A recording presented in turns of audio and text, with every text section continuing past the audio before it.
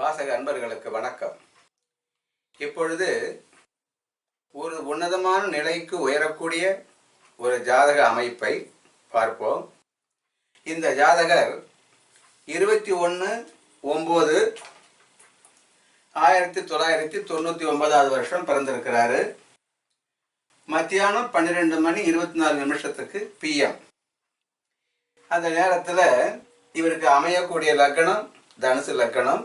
லக்னத்துல மாந்தி பகவான், 2ஆம் இடத்துல சந்திர பகவான், கூடவே கேது பகவான், 3ஆம் இடத்துல கிரகம் இல்லை, 4ஆம் இடத்துலையும் கிரகம் இல்லை, 5ஆம் இடத்துல குரு பகவான், சனி பகவான் 2 பேருமே வக்கரம், 6ஆம் இடத்துல கிரகம் இல்லை, 7ஆம் இடத்துலையும் கிரகம் இல்லை, 8ஆம் இடத்துல சுக்கிர பகவான், கூடவே ராகு பகவான், 9ஆம் இடத்துல கிரகம் இல்லை, 10ஆம் இடத்துல சூரிய பகவான், கூடவே புத பகவான், 11ஆம் இடத்துல கிரகம் இல்லை, 12ஆம் இடத்துல செவ்வாய் பகவான். இது இவர் பிறந்த நேரத்துக்கு அமைகிற கிரக அமைப்பு. நவாம்சத்துல கிரகம் அமைந்த நிலையை எங்க போட்டிருக்கிறார். இப்ப இவர் பிறக்கிற பொழுது சந்திர பகவான் திசை 7 வருஷம் 9 மாசம் 26 நாள் இருக்கிற பொழுது பிறந்தாரு. சந்திர திசையில சந்திர புத்தி போச்சு, அடுத்தது செவ்வாய் புத்தி போச்சு, ராகு புத்தி நடக்கிற நேரத்துல பிறக்கிற குழந்தை. இவர் பிறக்கிற பொழுது ஏகாதசி திதியில பிறந்த இவருக்கு தனுசு ராசி மீனராசியும் சூன்யம் அடைஞ்சி, தனுசு ராசியில மாந்தி பகவான் உட்கார்ந்தது மட்டும் இல்லாத இந்த தனுசு ராசியை வக்கரம் பெற்ற குரு பகவான் லக்னத்தை பார்க்கக்கூடிய நிலையில இந்த லக்னம் அமையுது. கூட லக்னத்திலேயே மாந்தி பகவான் இருக்கார். அப்ப தனுசு ராசி லக்னத்தினுடைய திதிசூன்யம் விளக்கப்பட்ட நிலையில தான் இந்த லக்னம் அமைய பெற்று இருக்கிறது. அடுத்ததான் 4ஆம் இடம் இருக்குது. இந்த 4ஆம் இடத்துக்குடைய அதிபதியான குரு பகவானும் வக்கரமாக தான் உட்கார்றார் 5ஆம் இடத்துல போய். ஆனா இந்த வீட்டை சூரிய பகவானும் புத பகவானும் நேருக்கு 7ஆம் பார்வையால பார்க்கிற நிலையில இந்த புதன் இவர் வாங்கிய அதிகண்ட நாம யோகத்துக்கு அவயோகியா வந்த கிரகம் புதனாக இருந்து பார்க்கிற நிலையில அந்த 4ஆம் இடத்தினுடைய கெட்டவர் தான் பார்க்கிறார் அந்த 4ஆம் இடத்தை. அதனால இந்த 4ஆம் இடத்தினுடைய திதி சூன்யமும் விளக்கப்பட்ட நிலையில தான் இருக்குது. அதிகண்ட நாம யோகத்துல பிறந்த இவருக்கு அஸ்த நட்சத்திரம் யோக நட்சத்திரமாகவும் சந்திர பகவான் யோக கிரகமாகவும் வராங்க. அடுத்ததா ரேவதி நட்சத்திரம் அவயோக நட்சத்திரமா வந்து புத பகவான் அவயோக கிரகமா வரார். இந்த அவயோக கிரகம்தான் 7ஆம் பார்வையால தன்னுடைய நீச்ச வீட்டை திதிசூன்யம் அடைஞ்ச வீட்டை இந்த புதன் 7ஆம் பார்வையா பார்க்கிறார். அப்ப லக்னம் 4ஆம் இடம் திதிசூன்யம் அடைஞ்சி திதிசூன்ய வீட்டுக்குடையவரான குரு பகவான் வக்கரம் பெற்று லக்னத்துக்கு கோணம் ஏறி 5ஆம் இடத்துல அமர்ந்து லக்னத்தை பார்க்கக்கூடிய நிலை. அடுத்ததா இவருக்கு நவாம்ச ராசியில போய் அந்த குரு பகவான் அஸ்வினி 3ஆம் பாதத்துல அமர்கிறார். லக்னாதிபதியான குரு கேது பகவான் நட்சத்திரமான அஸ்வினி 3ஆம் பாதத்தை பெற்று மிதுன ராசியிலே அமர்கிற பொழுது ஒரு தீசூன்ய வீட்டுக்குடைய கிரகம் வக்கரமாகவும் அதே நேரத்துல பாவக்கிரக வரிசையில் வரக்கூடிய கேது பகவான் நட்சத்திர சாரத்தை பெறுகிற பொழுது வக்கரத்துல ஒரு லக்னாதிபதி தீசூன்ய வீட்டுக்குடையவரா வரக்கூடாது, பலம் இழந்துருவார். அந்த பலம் இழந்த கிரகம் வக்கரம் பெற்றதன் காரணமாக கெட்டவர் கெட்டு பலம் பெறுகிறார். அப்படி கெட்டு பலம் பெறக்கூடிய அந்த குரு பகவான் நட்சத்திர அடிப்படையில போய் அஸ்வினி 3ஆம் பாதத்துல கேது பகவான் நட்சத்திரத்துல அமர்கிற பொழுது அங்கவும் அவருக்கு அந்த தீசூன்ய வீட்டுக்குடைய கெடுபலன்கள் கெடுதிகள் பலஹீனம் எல்லாத்தையும் விளக்கிட்டு ஒரு அருமையா போய் உட்காந்துட்டாரு பகை வீடான புத பகவான் மனையில.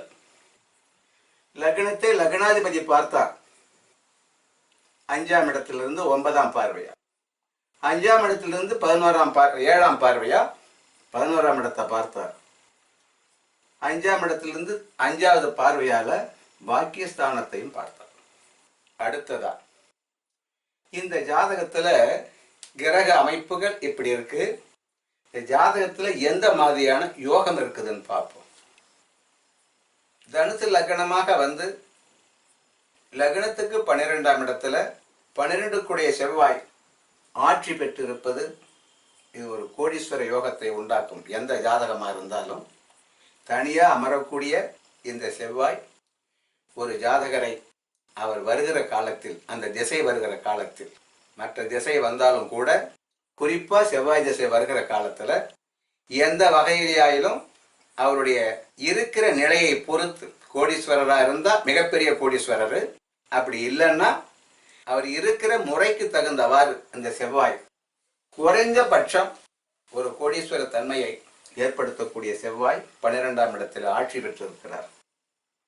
அடுத்ததா இந்த ஜாதகத்துல தர்ம கர்மாதிபதி யோகம் 9 சூரிய பகவானும் 10 புத பகவானும் 10ஆம் இடத்திலேயே இருக்கிற நிலையில இங்க ஒரு தர்ம கர்மாதிபதி யோகம் ஏற்படுகிறார்.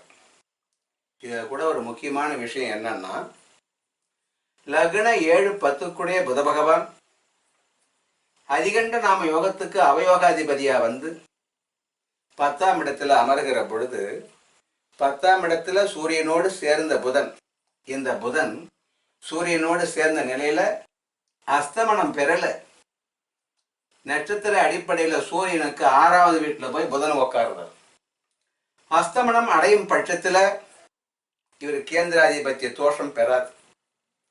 அஸ்தமனம் அடையாத காரணத்தினால கேந்திராதிபத்திய தோஷத்தை பெற்ற புத பகவான் அதிகண்ட நாம யோகத்துக்கு அவயோகியா வந்து அந்த 10ஆம் இடத்தினுடைய கேந்திராதிபத்திய தோஷம் அடிபட்டு போச்சு. அதனாலதான் இந்த புதன் திதிக்கு சூன்யம் பெற்ற மீன ராசியை 7வது பார்வையால பார்க்கிற நிலையில இந்த திதி சூன்யம் விலகப்படுது. பாவக்கிரக வரிசையில வர்ற சூரிய பகவான் இந்த லக்னத்துக்கு பாக்கியாதிபதியா வந்த காரணத்தினால சூரிய பகவானுடைய பார்வை பாவக்கிரக வரிசையில வந்தாலும் அவர் யோகர்.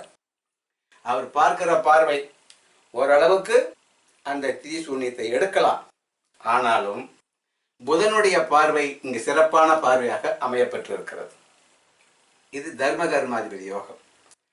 அடுத்ததா இந்த ஜாதகத்துல இந்த லக்னத்துக்கு அஷ்டமாதிபதியாக வரக்கூடிய சந்திரன் நாம யோகத்துக்கு யோகாதிபதியா வந்தது அஷ்டம ஆதிபத்தியத்தினுடைய கொஞ்சம் நஞ்சம் இருக்கிற கெடுத்தன்மையை கூட குறைச்சும்.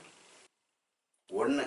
2வதா தனாதிபதி நட்சத்திர சாரத்தை வாங்கின ராகு பகவான் 8ஆம் இடத்துல இருக்கிற பொழுது இந்த ராகு சனி பகவான் சாரத்தை பெறுவது 8ஆம் இடத்துல சனி பகவான் அமருகிற நிலைதான். அடுத்ததா கேது நின்ற வீட்டுக்காரரான சனி பகவான் கேதுவுக்கு 4ஆம் இடத்துல அமைஞ்சி ராகு நின்ற வீட்டுக்குடைய சந்திர பகவான் சனி பகவானுக்கு கேந்திரமாக அமைவது. ராகு கேது நின்ற வீட்டுக்குடைய கிரகங்கள் எந்த நிலையிலும் கேந்திரம் பெறுகிற பொழுது அது ஒரு யோகத்தை ஏற்படுத்திடும். பல ஜாதகங்கள்ல நீங்க பார்க்கிற பொழுது ராகு கேது நின்ற வீட்டுக்குடைய கிரகங்கள் ஒருவருக்கொருவர் மறையாமலும் கேந்திரம் பெறுவார்களே, ஆனால் அந்த ஜாதகம் எந்த நிலையிலும் தன்னுடைய சக்தியை வெளிப்படுத்தி பல போராட்டங்களை சந்திச்சு மேல வந்துடும். இதுதான் இந்த அமைப்பு. அடுத்ததா அபிஷித்து நட்சத்திரம் இந்த ஜாதகர். உத்திராட நட்சத்திரம் 2, 3, 4 பாதமும் திருவோண நட்சத்திரம் 1 பாதமும் சேர்ந்தது 4 பாதம் கொண்டது ஒரு நட்சத்திரம். உத்திராடம் 3 பாதம், திருவோணம் 1 பாதம், 4 பாதமாக வரக்கூடிய இந்த அபிஷித்து நட்சத்திர வரிசையிலே பிறந்த இந்த ஜாதகர் இதுக்கு திசை புத்தி எதுவும் காரணம் கிடையாது. இந்த அபிஷித்து நட்சத்திரமே ஒரு ஏழை வீட்டில் பிறந்திருந்தாலும் சரி மிக உன்னதமான நிலைக்கு உயர்த்தக்கூடிய அமைப்பை இந்த நட்சத்திரமே கொடுத்துரும். ஒரு அரச வீட்டில் பிறந்திருந்தா இந்த மாதிரியான அமைப்புள்ள குழந்தை, அந்த குழந்தை தான் அரசனா வருவான். அடுத்ததா ஒரு ஜமீன்தார் வீட்டில் பிறந்தா அவன் தான் அடுத்த ஜமீனை கையில் எடுப்பான். அந்த மாதிரியான அபிஷித்து நட்சத்திரத்தை பெற்ற இந்த ஜாதகர் மிக உயர்ந்த ஜாதகராகத்தான் எதிர்காலத்திலே வருவார். ஆகவே இந்த ஜாதகத்தில் இருக்கிற யோகத்தை பார்க்கிற பொழுது லக்னத்துக்கு 12ஆம் இடத்துல செவ்வாய், ராகு அது நின்று வீட்டுக்குடைய கிரகங்கள் கேந்திரம் பெறுவது. அடுத்ததா தர்ம கர்மாதிபதி யோகம். இந்த யோகம் அமையப்பெற்ற எந்த ஜாதகமாக இருந்தாலும் சரி மிகப்பெரிய ராஜயோகத்தை ஏற்படுத்திவிடும் வாழ்நாளில்.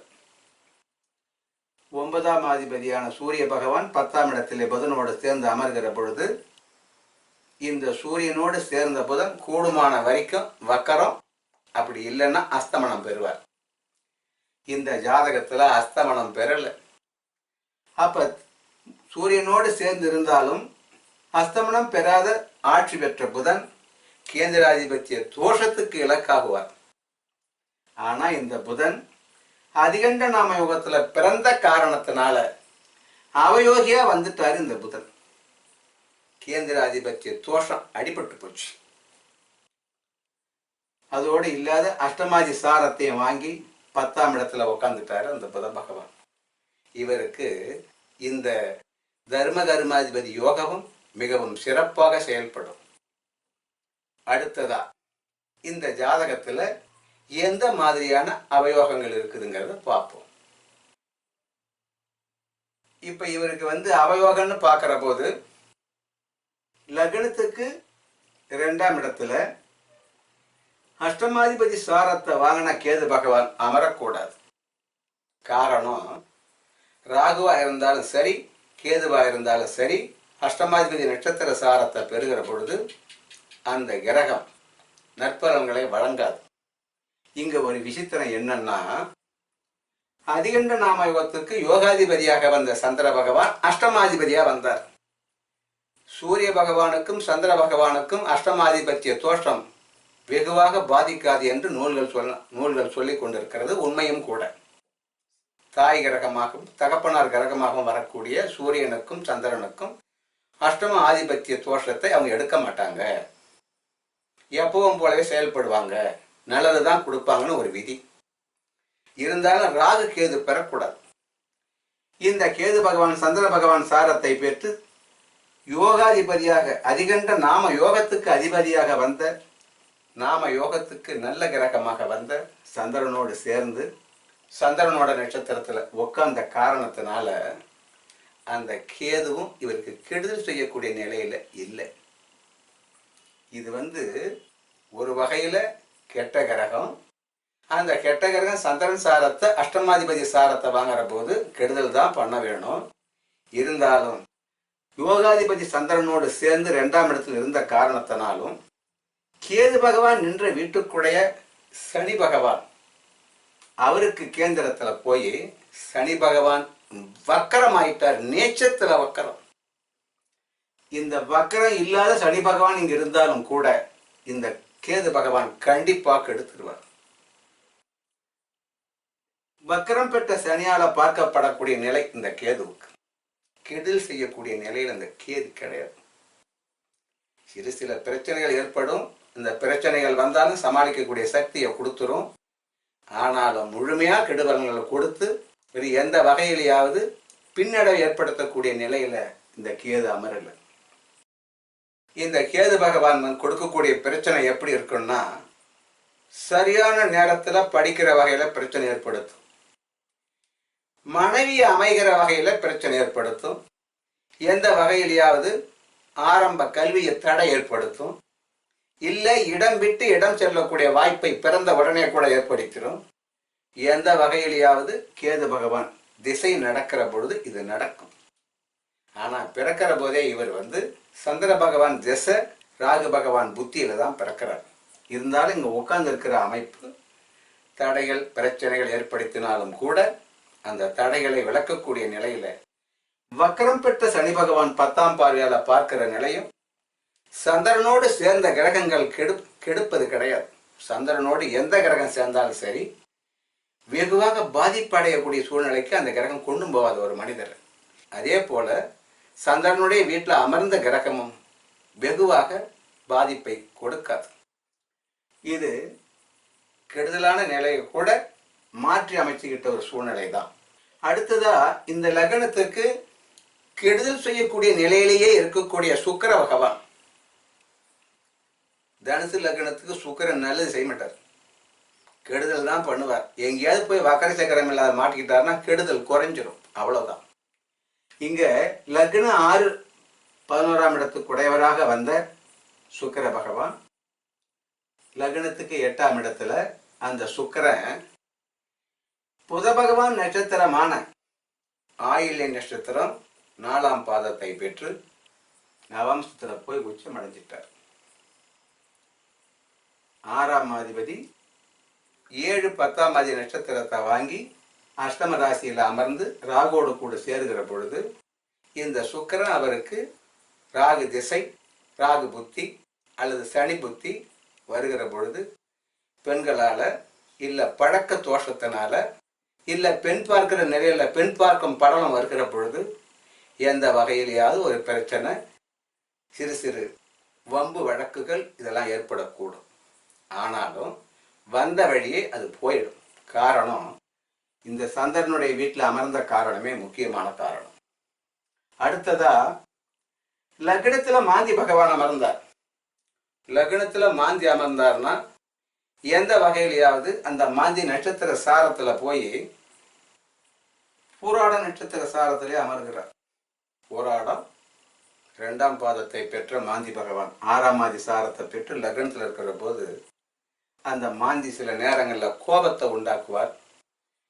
பெரும்பாலும் அவயோகங்கள் குறைந்து மிகப்பெரிய ராஜயோக நிலையில இந்த ஜாதகம் அமையப்பெற்ற காரணத்தினால இந்த ஜாதகத்தை இப்பொழுது இந்த வீடியோவில் நான் பதிய வைக்கிறேன். 20 வயசு நடந்துகிட்டு இருக்குது. பிறக்கிற போது இருந்த நிலை, இப்ப இருக்கக்கூடிய நிலை, எதிர்காலத்தில் வரக்கூடிய யோகம் எப்படி அமையுதுங்கிறத பார்ப்போம். 19 வயசு 6 மாசம் 3 நாள் ஆகுது. இந்த ஜாதகர் பிறந்து 20வது வயசு நடந்துகிட்டு இருக்குது. பிறக்கிற காலத்துல சந்திர திசை ராகு பகவான் புத்தியில பிறந்தாரு.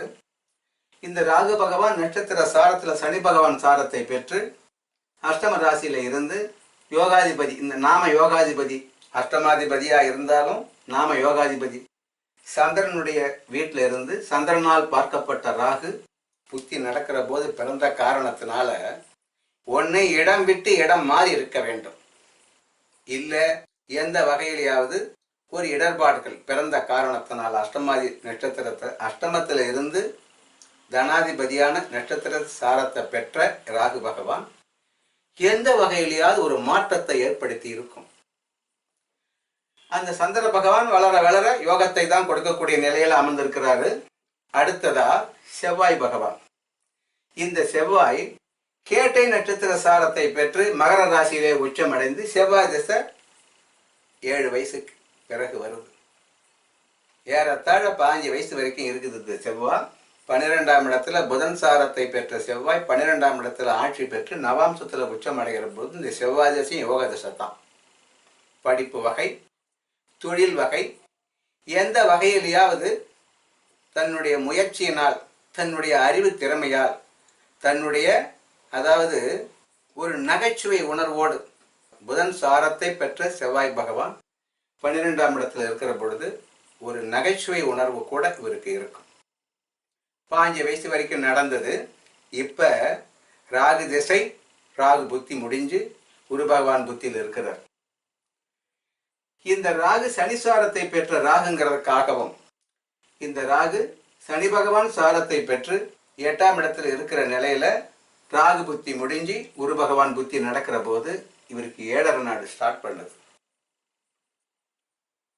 7.5 நாடு மகர ராசிக்காரரை மிக வெகுவாக பாதிக்காது. அதே நேரத்துல சந்திர பகவானும் நாம யோகத்துக்கு யோகாதிபதியா வந்தாரு. சனி பகவானும் நீச்சத்துல வக்கரமா போயிட்டார். அப்ப தனுசு லக்னத்தை பெற்ற இவர் 7.5 நாட்டு சனி வெகுவா பாதிக்காது என்றாலும் சனி பகவான் நட்சத்திர சாரத்தை பெற்ற ராகு திசை நடக்கிற காலமா இப்ப இருக்கிறதுனால ராகு திசை ஆரம்பித்து 4 வருஷ காலமா குரு புத்தி இப்ப நடந்தாலும் சரி பலவிதமான சங்கடங்களை, சோதனைகளை, பிரச்சனைகளை எதிர்கொள்ள வேண்டி இருக்கும். காரணம் 7.5 நாடு யாரை பாதிக்கும்னாக்கா சனி பகவான் நட்சத்திர சாரத்தை பெற்ற திசை அல்லது புத்தி நடக்கிற பொழுது ஏழரை நாடு கிராஸ் ஆகக்கூடாது.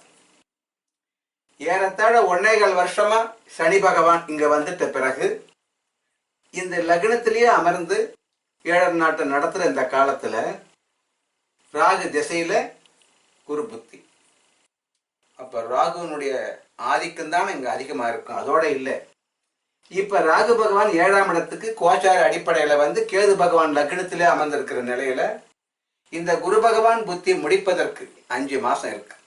இந்த 5 மாசம் வரைக்கும் பலவிதமான சங்கடங்களையும் மன தெளிவு இல்லாத நிலையும் ஏற்படுத்துகிற காரணமாக இருப்பதால் 5 மாதம் வரை சனி பகவானோடு சேர்ந்த குரு புத்தி லக்னாதிபதியாக இருந்து புத்தி நடத்துகிற காலமாக இருப்பதாலும் ராகு திசையின் 2வது புத்தியே இது. அதன் காரணமாகவும் இவரை பலவிதமான அனுபவங்களும் பலவிதமான போராட்டங்களை சந்தித்து அதில் வெற்றி பெறக்கூடிய சூழ்நிலையும் பலவிதமான இன்னல்களை ஏற்படுத்தி அதில் தெளிவு பெறக்கூடிய சந்தர்ப்பத்தையும் குரு பகவான் ஏற்படுத்துவார். வளரக்கூடிய ஜாதகம், வாழ்க்கையில உயர்ந்த நிலை பெறக்கூடிய ஜாதகம், எந்த இலக்கை நோக்கி போறாரோ அந்த இலக்கில் வெற்றி பெறக்கூடிய அமைப்பு பெற்ற ஜாதகம் இளமையிலேயே இவருக்கு சில அனுபவங்களையும் ஆற்றல்களையும் பிரச்சனைகளை சமாளிக்கக்கூடிய சக்தியையும் இந்த குரு பகவான் இவருக்கு வழங்கி கொண்டிருக்கிறார் என்றுதான் சொல்ல வேண்டும். எந்த ஒரு நிலையை எடுத்துக்கிட்டாலும் சரி, உயர்ந்த நிலைக்கு செல்லுகிற பொழுது பலவிதமான அனுபவங்கள் கிரக அடிப்படையிலேயே அந்த மனிதருக்கு கொடுத்து அந்த மனிதரை தெளிவுபடுத்துவது மட்டுமல்லாமல் தயார்படுத்திவிடும். அடுத்த யோகத்துக்கு போறது இப்பவே. அது 7.5 நாடு ஒவ்வொருவருக்கும் பொருந்தும். 7.5 நாடு வந்த மனிதன் எந்த மனிதராக இருந்தாலும் சரி ஒரு அனுபவத்தை பெற்றிருப்பார் அந்த மனிதர். அந்த வகையில 7.5 நாடு ஆரம்பிச்சது, ராகு பகவான் புத்தி நடந்தது, ராகு பகவான் திசையில ராகு பகவான் புத்தி நடந்தது. அடுத்தது குரு பகவான் புத்தி வந்தது. சனி பகவானோடு சேர்ந்த குருவாக இருக்கிற காரணத்தினாலும் அந்த ராகு பகவானுடைய ஆதிக்கம் தான் இப்பொழுது இருக்கும். சனி பகவான் நட்சத்திர சாரத்தை வாங்கின ராகு பகவான் திசையாக இருப்பதால் இந்த காலம் கொஞ்சம் சோதனையான காலம் இருக்கும். இந்த சோதனை காலம் குரு பகவான் புத்தி வரை இருக்கும். குரு பகவான் புத்திக்கு அடுத்ததான் சனி பகவான் புத்தி வருது. இந்த சனி பகவான் புத்தி நடக்கிற போது இவருக்கு 7.5 நாடு தான் நடக்கும். ஆனா சனி பகவான் இவரை வெகுவா கெடுக்க மாட்டார். காரணம், இந்த லக்னத்துக்கு தனாதிபதியாகவும் 3 குடையவராகவும் வந்த சனி பகவான் நேச்சமடைஞ்சி வக்கரம் பெற்று 6ஆம் ஆதி நட்சத்திரமான சுக்கிர பகவான் நட்சத்திர சாரத்தை பெற்றிருக்கிறார். இந்த சனி பகவான் ஒரு கெடுதி செய்யக்கூடிய கிரகம். 7.5 நாட்டை ரொம்ப கெடுக்க வேணும் இந்த ஜாதகரை. ஆனா அந்த சனி பகவான் கெடுக்காது. காரணம், நீச்சம் ஆனாரு, நீச்சத்திலே வக்கரமானார். வக்கரமானது மட்டும் இல்லை, 6ஆம் அதிபதி சாரத்தை வாங்கி குருவோட கூட சேர்ந்து லக்னாதிபதியோட சேர்ந்து மேஷ ராசியில் இருக்கிற சனி பகவான் இப்ப புத்தி வரும்போது கெடுக்கவே மாட்டார். அவர் கெடுதல பூரா நல்லதா மாற்றி செய்யக்கூடிய அமைப்பு அந்த சனி பகவானுக்கு வந்துடும். இதுதான் இங்க ஒரு முக்கியமான விஷயம். ராகு புத்தி, குரு புத்தி, சனி புத்தி. சனி புத்தியும் கெடுக்கதான் வேணும். எந்த வகையில பிரச்சனை ஏற்படுத்த வேணும், தொழில படிப்புல தடை ஏற்படுத்த வேணும், தடை ஏற்பட்ட பிறகு வளர வேணும். இந்த ராகு புத்தியும் குரு புத்தியும் தடை ஏற்படுத்திச்சு. ஆனா சனி புத்தி ஏற்படுத்தாது.